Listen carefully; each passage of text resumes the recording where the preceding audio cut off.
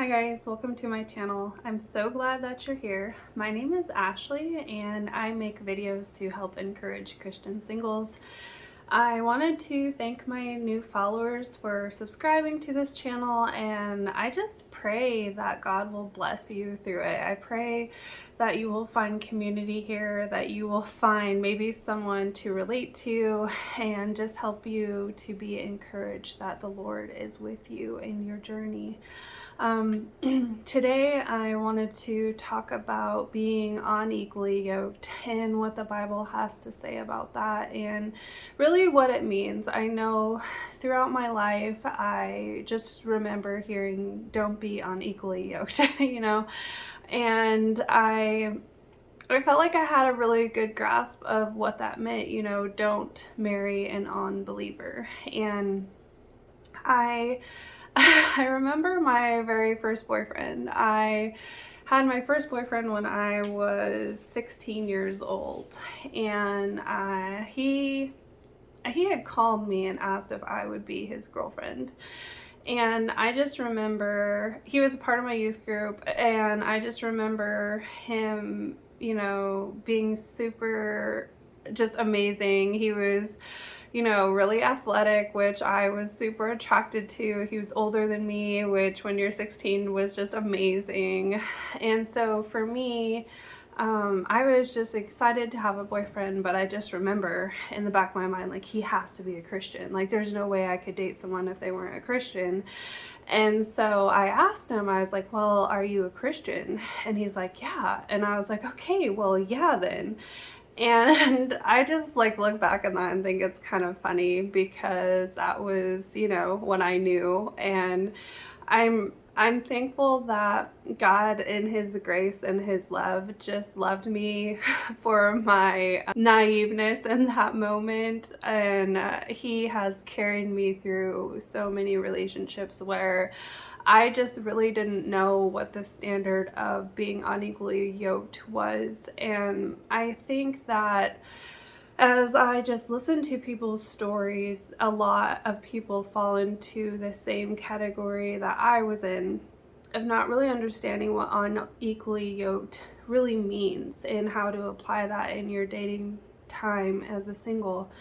And I've been watching a lot of videos on TikTok about dating, and I just love hearing people's stories and hearing what they have to share. And one thing that this girl, she was sharing about, guys always tell her that her standards are too high, or people always tell her that her standards are too high. And I know from experience, I have been told the same exact thing so many times. And I think as a believer, you can begin to question yourself, like, are my standards too high? Like, am I setting up for myself, just an impossible, situation as a single? And I think if I can break it down in a way that everyone can understand, I think we are so much in a battle against what the culture says and what the Bible says. And so what the culture says is you can date someone, as long as they're like a good person, then, you should be good to go. Or as long as they're a Christian, then you should be good to go. Or as long as they go to church, you should be good to go. And I just want to encourage you that that is what the world says. First, I want to kind of just talk about what the Bible has to say about being unequally yoked and where do believers get that passage from. And it is in 2 Corinthians chapter 6. And I just want to read the portion so you kind of understand the context, because I think it's good to understand the context, and it's also good to understand what is actually being talked about when someone is talking about being yoked with an unbeliever. In 2 Corinthians chapter 6, verse 14, it says, "Do not be yoked together with unbelievers. For what do righteousness and wickedness have in common? Or what fellowship can light have with darkness? What harmony is there between Christ and Baal? What does a believer have in common with an unbeliever? What agreement is there between the temple of God and idols? For we are the temple of the living God. As God, he has said, I will live with them and walk with them, and I will be their God, and they will be my people. Therefore, come out of them and be separate. Touch no unclean thing, and I will receive you. I will be a father to you, and you will be sons and daughters. Chapter 6 has to say, it goes in a little bit deeper of really what being tied to someone unequally yoked will do to you. It will separate you from really a close relationship and knowing of walking with the Lord. And that is really the warning here is, if you are unequally yoked with someone, the growth that God has for you is going to be basically limited because this person is going to be holding you back in the growth of the Lord. And I didn't really know how to apply that in my own life. Like, I would date guys who would go to church, and I would date guys who were, good men, but I would just always feel like a lacking in my spirit. And I didn't really understand. In my most recent relationship, I had this guy who, I thought was really on fire for the Lord. I was like, okay, he goes to church, he reads his Bible, he's passionate against sin. And I was just excited. I was like, finally, this is my guy. And as I began to, grow in relationship with him, I realized that really he was only a going to church Christian. He wasn't a man who was passionate about prayer. He wasn't a man who was passionate about leading me in the word of the Lord. He wasn't a man who was passionate about discipleship or being discipled or having godly authority in his life. He did not want to submit to godly authority in his life. And so the things that really encompass being a believer, he was only, I would say, a good looking Christian on the outside, but really a true heart posture to follow after Christ and be submitted to him. And the aspects of being a husband, he just really fell short in that area. And for me, that was hard to accept because I really have never met a man like that. I'll be honest. I've never met a man who I felt wanted to lead me spiritually, who wanted to pray over me and pray over the sick and pray for people to be, released from demonic strongholds, or who wanted to go and make disciples and, just everything that encompasses being a believer. I've never met a man like that. And for me, I was just really doubting that God had someone out there who would do all those things. And I was just discouraged, and God brought me to the reminder of don't be unequally yoked. And if he has created me to really love the Lord, to have a heart of discipleship, to have a heart of submission to godly authority, and to be a prayer warrior, and to be hungry for the word of the Lord, then there is a man who will be yoked to me, who can lead me in those things. And I have to trust that God's word is true. I have to trust that God is not a liar. God in his word says, I want you to be equally yoked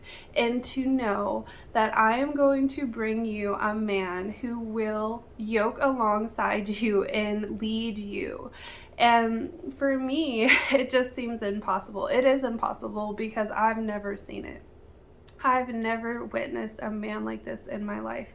But just because I've never witnessed it doesn't mean that it is not true. And just because I have been really hurt in the past by men who told me they loved the Lord and told me they were a Christian, at the end of the day, you know, they weren't submitted to God. And I listened to a sermon recently about how we are attracted and we are taught by the world, you know, that we need to be with someone who we have chemistry with, which I really have always just prayed, Lord, you know, I want someone who I have amazing chemistry with, and, you know, where we click and, you know, we're just able to enjoy each other's company, where I believe chemistry is really important. But they said chemistry is not as important as character. And really, the challenge in the word of the Lord is to look at someone's character, look at someone's fruit, you know, what are they producing in their character? And I think as you get into dating and you just feel like, you know, there's no good men or good women out there, it can be easy to kind of just be excited about the chemistry in a relationship and kind of looked over the character. And one of the things that the pastor was talking about is chemistry doesn't get you through hard seasons. You know, if one of you get terminally ill or one of you lose a family member, chemistry is not going to carry you through those heartbreaks. Character is. And I believe that the enemy has tried so hard to steal Christians' hope in a godly spouse. He's tried so hard to bring counterfeits so that you don't walk in authority and power in your marriage because you are with someone who doesn't believe in the miracle working of the Lord. You're with someone who doesn't want to pray with you. You're with someone who doesn't want to read the word of the Lord. You're with someone whose character has not been developed through surrendering to Christ, and it just leaves you broken. And it leaves you feeling like you are just, you know, half a person. And I want to encourage you that if you've had, you know, just terrible relationships in the past, or really hurtful relationships in the past, or maybe you haven't ever dated someone because you've just been waiting for someone who loves the Lord, I want to encourage you that God can redeem the season that you feel has been lost. God is faithful and his word is true. So I just want you to hold on to the word of the Lord. The culture says your standards are too high. They're not too high. They're lining up with the word of the Lord. So stick with that. Stick with the hope that God has a man who is going to lead you spiritually, who's going to want to pray with you, who's going to want to read the word, who isn't just a man who goes to church on Sunday, but he's a man who wants to see lives change for Christ. He's passionate about the work of the Lord. This is a man who is going to stand beside you when things get hard. He's going to stand beside you when everyone else leaves. And that is what you need as a spouse. And the same goes for the men. I know I have a lot of guys who follow me as well. And so I just want to encourage you, men, if you feel discouraged that there's just not a godly woman out there for you, hold fast to the hope of the Lord. Continue to pray over her. She needs your prayers in this season. And I just want to encourage you guys to continue to walk in faithfulness to the Lord. I know it's hard. I know that the culture says just to settle for what you see, but the Lord has us in Hebrews 11 to hope in what we do not see, to stand fast in the Lord and to lean into his promises even if you can't see it. So I just thank you for watching, and I just pray your day is blessed.